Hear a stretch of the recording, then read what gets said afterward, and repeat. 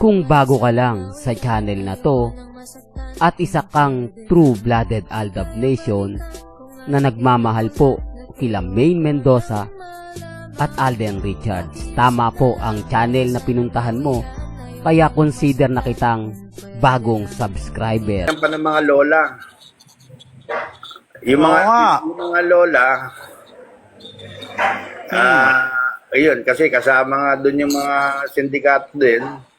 Siyempre, ayaw nila magpahiwa, di ba? Sali kami dyan, mga lola kami dyan. O di, pabida, ayaw nila nagpapaiway na hindi nakakasama sa kasikatan. Eh, sa totoo lang, minsan lang naman nakakatawa yung mga lola eh. Pero nawala nga yung concentration dun sa Aldab. Aldab ang pinag-uusapan dito. Yung mga love team ba sa ABS, may mga lola ba doon? Wala. Wala, di ba?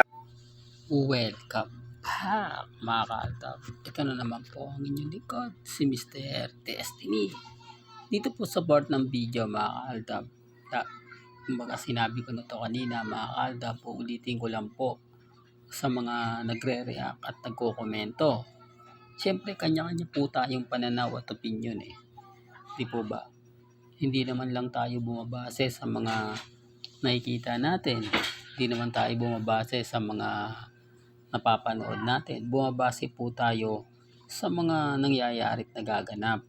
Kung ano nga po ba talaga yung buong kwento at kung ano nga po ba talaga ang buong istorya about kina Alden at kay Maine Paul Carson at siyempre sa Aldab Nation. Pero sa mga sinabi nga po ni Anjo Eliana, marami pong nag-react, marami pong nag-comment, maraming umaayon at siyempre hindi naman po may iwasan na marami rin po ang hindi pabor o hindi gusto yung mga sinabi ni Congressman Anjo.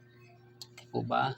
Sabi ko nga po sa inyo, hati po yung opinion ng iilang kritiko o iilang mga tao. Yung iba kung sinasabi nila na oo Mr. Destiny, parang kuha ko na yung ibig mo sabihin, kuha ko na yung pinupunto mo.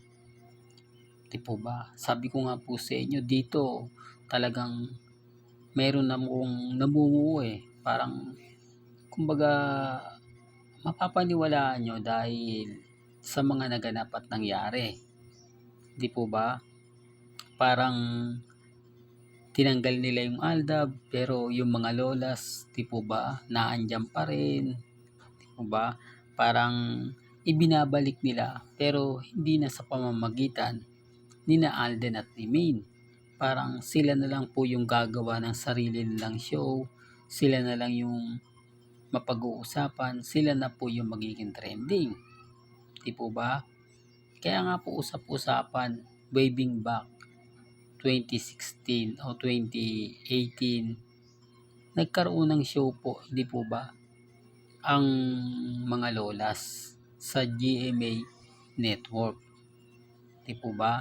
Bago magsimula ang 8 Bulaga. Nasa una, maganda dahil kumbaga maraming tao ang natuwa dahil ang ine-expect po nila, lalo na nga po ako, si Mr. Destiny, na pag sinabing mga lolas, na andyan si Alden at si Maine. Di po ba? Although sinasabi ng iba na hindi ganito, hindi naman po tayo nag-react kasi huli naman dumating yung Aldab eh. Di po ba? Nauna na po yung mga lolas pero ine-expect natin na papasok yung sina Alden at si Maine. Di po ba? Sa eksena ng mga lolas, yung tipong ganito ganyan. Di po ba? Hindi pong kalye-serye rin pero ibang version naman siya. Ibang version dahil mas mahaba ito. At siyempre, kumbaga, araw-araw din pong mapapanood. Pero hindi po kasi ganun ang nangyari. Literal na wala po talaga sila Mengay at si Alden Richards. Kung magtataka kayo o magtatanong kayo, Mr. Destiny, nag-guest naman sina Alden at si Mini dahil yan sa dami ng humiling dahil yan sa dami ng komento po sa Eat Bulaga. Kung nanonood po kayo ng live ng Eat Bulaga, marami doon nagtatanong, bakit nga po ba wala daw sina Alden, si Mengay sa mga lolas? Kaya po nung bumagsak ang ratings ng mga lolas, agad-agad gines po nila sina Alden at si Maine na siyempre tinangkilik ng mga netizen, tinangkilik ng mga Aldab Nation. Kaya nga po naging trending, kaya nga po naging viral, kaya nga po mas marami ang taong nagmahal at sumuporta sa dalawa. Oh, di po ba? Hindi, real talk to mga kaltab. Kaya nga sabi ko sa inyo, ako kampante lang ako po ba?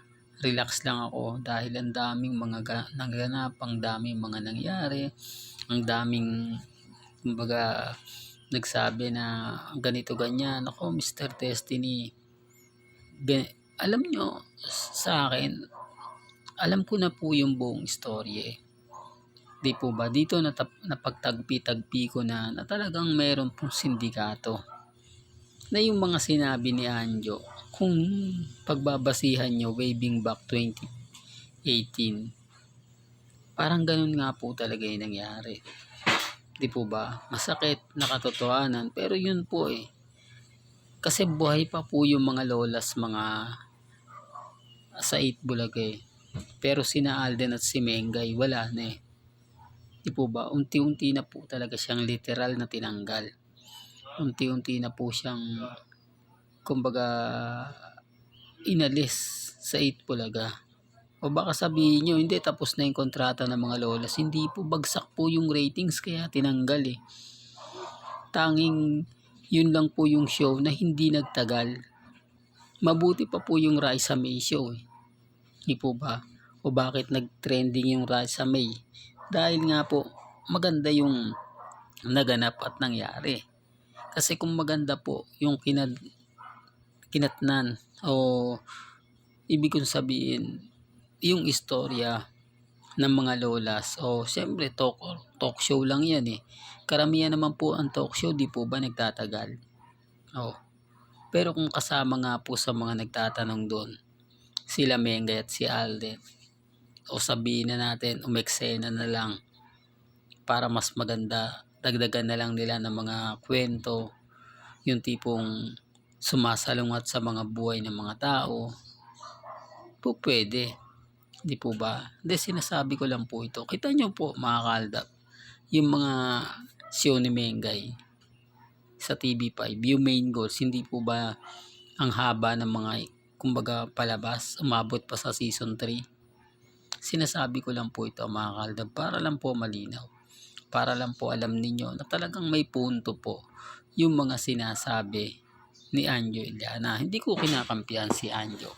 Wala po tayong kinakampihan sa mga ganyan kasi alam naman po ninyo na lahat naman po yan kalaban ng Aldab Nation dahil pinaghiwalay nga po nila sina Alden at si Menga. Yung kasikatan ng Aldab ng mga panahon na yun talagang wala, di po ba? Kasi kung titignan nyo, kung hindi rin naman po sa Aldab Nation, di po ba? Wala na ang Eat Bulaga. Pagsak na yung Eat Bulaga, hindi nga po ito nasalba ng mga lolas Hindi po ba? Ito mga kaldab, opinion ko lang. Depende na po sa inyo kung ano po yung magiging reaksyon ninyo.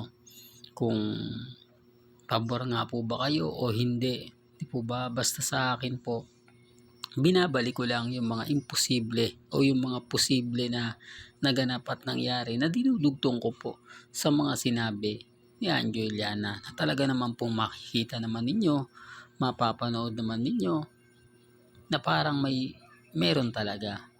Di po ba? Pero gaya ng sinabi ko, hindi po ako namimilit. Kung ano po yung paniniwala po ninyo, kung ano po yung sa tingin yung tama, nire-respeto ko po yan at ginagalang. Yun naman po yung kagandahan nyo po dito sa channel ni Mr. Destiny. Di po ba? Real talk mga kaldap. Well, hanggang dito na lang po ang ating latest latest updates. Kaya kung gusto nyo pa po ng pinaka-latest at sariwang update, abay lagi lang po kayong tututok dito po sa channel ni Mr. Destiny para updated po kayo sa mga latest at sa mga bagong video po na ilalabas po natin maya-maya lang. Hanggang sa muli, salamat po sa panonood at pakikinig.